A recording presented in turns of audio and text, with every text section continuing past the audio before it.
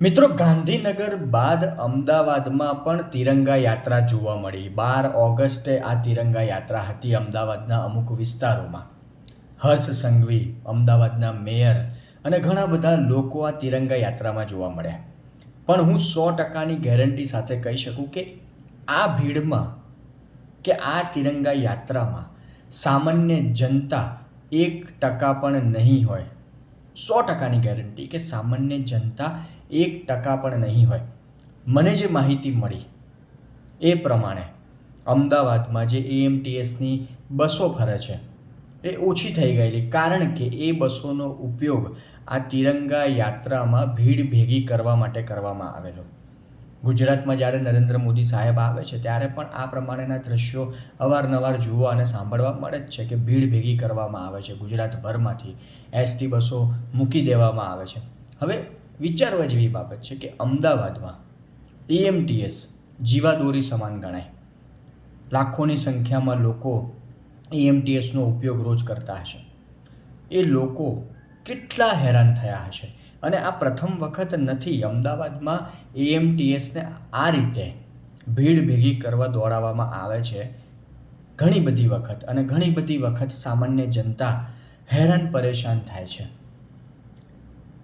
બીજી વાત કે રૂટ જે નક્કી થયેલો આ તિરંગા યાત્રાનો, એ રૂટ ઉપર રોજ નીકળનારા લોકો રૂટીન પ્રમાણે એમના કેટલાય હશે, એ હેરાન પરેશાન થયા હશે. એમને ફરીને જવું પડ્યું હશે કે ભાઈ એ રોડ ઉપરથી નીકળનાર કોઈ પણ સામાન્ય વ્યક્તિ એને ફરીને બીજા રસ્તેથી જવું પડ્યું હશે. એટલે ઈંધણનો વેડફાટ. એક સફાઈ કર્મચારીનો વિડીયો પણ મેં આ તિરંગા યાત્રાને લઈને જોયો કે તિરંગા યાત્રા પસાર થઈ ગઈ, પતી ગઈ, પછી એક સફાઈ કર્મચારી નીચે જે બધો કચરો પડ્યો છે એ સાફ કરી રહ્યો છે. લોજિકલી જોવા જઈએ તો કદાચ આ એનો વિષય જ નથી. એ પણ મનમાં ને મનમાં કટાક્ષ કરતો હશે, મનમાં ને મનમાં બોલતો હશે, કોસતો હશે કે આ શું તાઇફા, આ શું નાટકો. એક સરસ સવાલ આ તિરંગા યાત્રાને લઈને મેં સોશિયલ મીડિયા પર વાંચ્યો. જ્યાં જ્યાં આ તિરંગા યાત્રાને લઈને વિડીયો કે સમાચાર સામે આવ્યા, નીચે મોટાભાગની સામાન્ય જનતા કટાક્ષ જ કરતી હતી. તાઇફા, આ બધાની શું જરૂર છે, પૈસાનો ધુમાડો. એમાં એક સરસ મજાની કોમેન્ટ જે મેં જોઈ કે આ તિરંગાઓનું આ યાત્રા પછી શું કર્યું હશે. શું એને યોગ્ય સન્માન સાથે આમ વાળીને મૂકવામાં આવ્યો હશે કે પછી એનો ક્યાંક ઢગલો કરી દેવામાં આવ્યો હશે. બહુ સરસ મજાનો પ્રશ્ન હતો જેણે પણ સોશિયલ મીડિયા પર મૂકેલો એક વિડીયોની નીચે કોમેન્ટમાં. હું પહેલાં પણ મારા વિડીયોમાં કહી ચૂક્યો છું કે જ્યાં સુધી સામાન્ય જનતાના પ્રશ્નો ઉપર કામ ના થાય, જ્યાં સુધી સામાન્ય જનતાના પ્રશ્નો હલ ના થાય, કે જ્યાં સુધી સામાન્ય જનતા હેરાન પરેશાન થતી બંધ ના થાય, અને સૌથી મોટો પ્રશ્ન કે જ્યાં સુધી ભ્રષ્ટાચાર બંધ ના થાય, ત્યાં સુધી તિરંગા યાત્રા કાઢવાનો કોઈ મતલબ નથી.